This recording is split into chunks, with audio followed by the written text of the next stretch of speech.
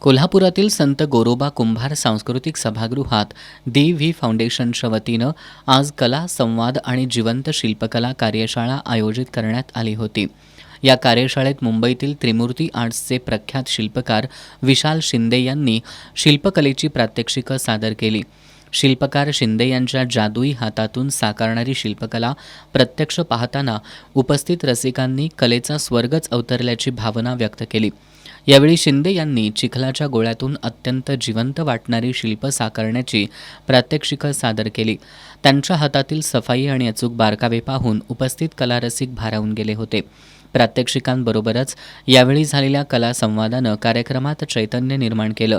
विशाल शिंदे यांनी अत्यंत मोजके आणि गोड शब्दात शिल्पकलेतील तांत्रिक बारकावे, छटा आणि कलेकडे पाहण्याचा दृष्टिकोन यावर मार्गदर्शन केलं. त्यांनी उपस्थित कलाकारांशी संवाद साधताना कलेप्रती असलेली निष्ठा आणि मेहनतीचं महत्त्व पटवून दिलं. दी व्ही फाउंडेशनच्या या उपक्रमामुळं कोल्हापुरातील नवोदित कलाकारांना एका जागतिक दर्जाच्या शिल्पकाराकडून शिल्पकला शिकण्याची संधी मिळाली.